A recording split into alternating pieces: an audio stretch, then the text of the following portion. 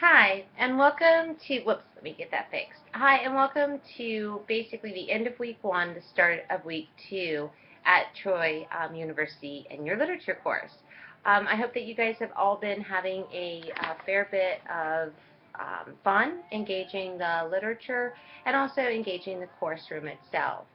Um, what I want to do first is kind of just do an overview just so that you're comfortable with where we're going. So, we have finished week one, and week one was really about realism and local color realism, and it was about getting you prepared and laying a foundation of information so that you could be comfortable with where we're going to be heading in the class.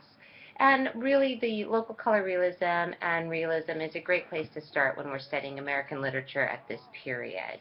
Um, in many ways, the Civil War delineates a time and a way of writing and a way of thinking. And I think it's important that we look at realism as a way of continuing on the stories and the narratives that were told before the Civil War, but in a different way.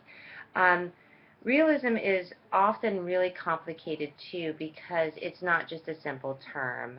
Realism does, of course, encompass a whole number of genres and issues. So we always want to think about um, is is that these are realistic works. There were realistic works that occurred beforehand. It doesn't mean that these don't that these are different. It just means that these works of realism are referencing some tenets. Um, the idea that it really is focusing on some ideas that provide a foundation. Um, there is, of course, a commitment to a referential narrative. That means it refers back to something. It's giving the reader a touchstone. We're going to spend some time going through some of your posts, so don't get too shocked and amazed by some of the stuff we're doing if you're trying to take notes. Instead, like I said, we will talk about it. But realism is, of course, where we're starting. Now, week two, if you go to the assignments area, you will see that under week two, we're going to be looking at mainstream realism and African American realism. We're going to be reading The Art of Realism, The Passing of Grandison by Chestnut, Paul Laurence Dunbar's The Lyrics of Lowly Life, and Joel Chandler Harris's some selections from Uncle Remus stories, which some of you might recognize from your childhood. Week two also has a podcast attached to it on Mark Twain.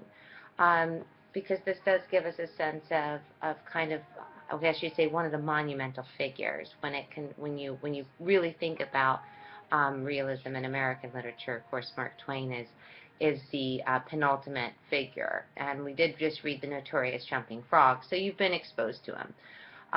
And what you're going to do, of course, is then redo the readings, engage the materials, and then as you did for week one, you'll post your response.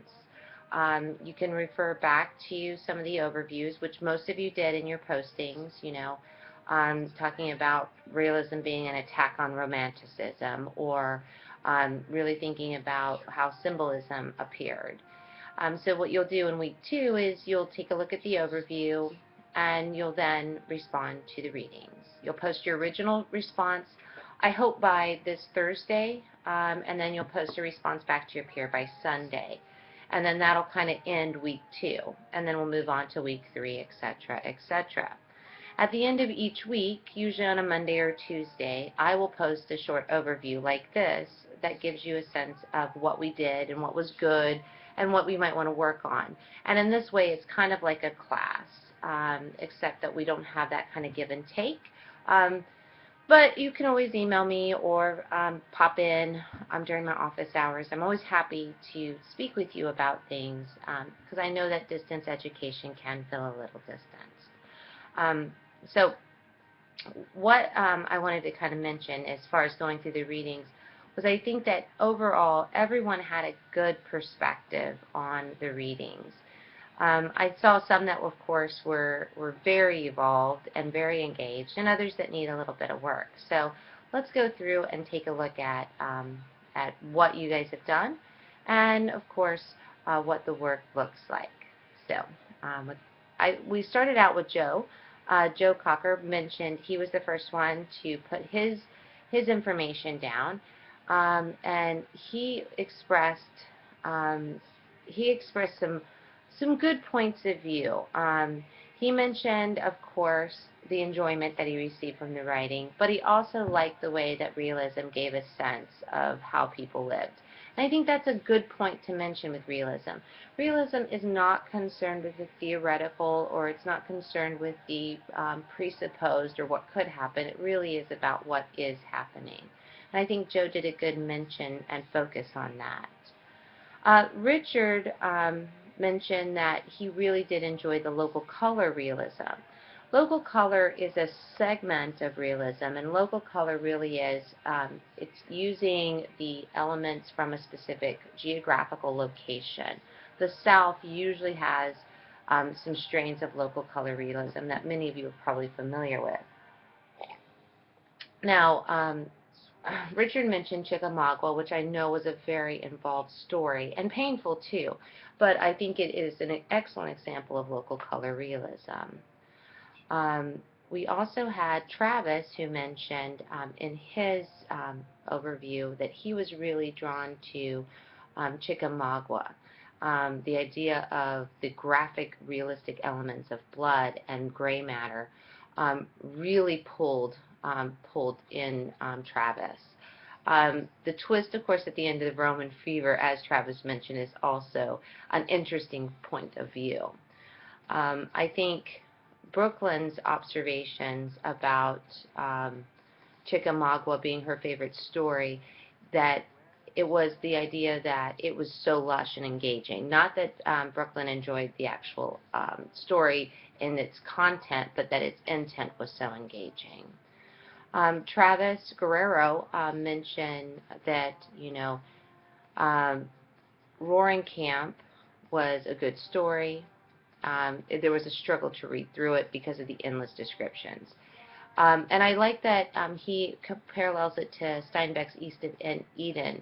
Steinbeck was highly influenced by Twain, and you see those elements of wanting to make sure that almost everything is captured in photographic detail. Hadia mentioned a technique of realism that she first saw appearing in Twain's The Notorious Jumping Frog. The idea of in-depth character development or character presentation. And this, of course, is one of the tenets of realism, is to really try to capture this this perspective in a holistic and overall manner. I think, and this is, I think, Hadia, you did a good job with your post. I would have liked to see a little more of kind of maybe instead of just one big paragraph, maybe a couple paragraphs. And you're not the only one. I think I look here at Travis's, which has great content, and I love it. But I would like to see a little more development with your paragraphs. Because remember, one of the best ways to become very proficient in the discussion boards is to really think about what does a discussion board look like. In fact, I'm going to post a little discussion, how to answer discussion questions, so that it will help you even more. But I think overall, though, you guys have done a great job with this. But I did want to kind of give that heads up. Now, Emmanuel mentioned that, of course, Chickamauga, and kind of went through this symbolism, or lack of symbolism in this. But I really enjoyed Emmanuel's reading of Roman Fever, because the story is really of a story of inside a story. And it's not really about action, it's really about an inside story, or a tale told between the two of two individuals. And I think that that's a great point. Caitlin's observations about this romanticized view of war that used to happen, and how Ambrose Bierce just completely destroyed that with Chickamauga, was such a great point of view. I think that many times we forget that, in our culture, that war isn't glorified. That at one point it really was, and it was very much a romanticized version of war as we know it, and Chickamauga was very much a graphic, disruptive presentation. Rico mentioned in his post about the delightful tale of Harris is the wonderful Tar Baby story, which kind of pulled in this sense of a parable while using these local color realism techniques. Jeremy Spears mentioned his understanding of realism and local color realism have increased, which is great. Um, you know, realism is something that we're going to establish, and then we'll move on and we'll study the different strains of realism. We'll talk about naturalism. We'll go through the major areas and genres of literature at this time. So I want you guys to feel comfortable with these elements. We also had from Jeremy Harville the idea that the storm was something that was so engaging because the turn it took was not expected. And I think oftentimes people think that realism is boring because it's just about real life and there's no turn. But there is. I also like that Jeremy mentioned that the Uncle Remus tales, because of the dialect, that local color dialect, were a little hard to read. Russell has a great example of and definition of realism in his first sentence, and he mentioned that realism is a manner of treating subject matter that presents a careful description of everyday life, usually of the lower and middle classes. I think that's a great point of view. And I think that that is something to get in your own head, to kind of have an overview is always helpful. Gladys, I enjoyed your readings and your observations. I would have liked to see a little more evidence in your writing. I think you've got some good points here. And this isn't just for you, but for everyone. You know, like when you say, I was really cheering for the child to safely make it to his home. You know, what part of the story did you do? You know, like for instance, Bierce's yada, yada, yada. And I think that can be helpful. Jennifer, an excellent posting and overview. I think you've done a good job of engaging. Like I said, with Gladys, I would like to see a little more examples just to support it or evidence, because I think that always helps.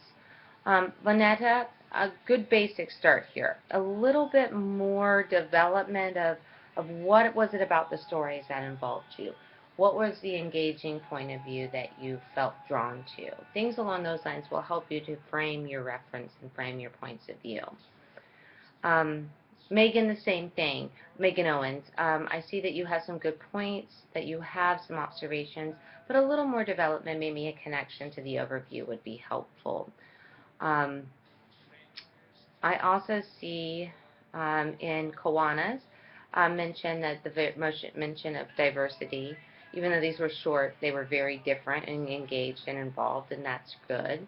The same that Randall mentioned, the idea of reading, I guess you'd say, the Uncle Remus stories, reading them aloud, which is very much a way that this local color realism did get put forward.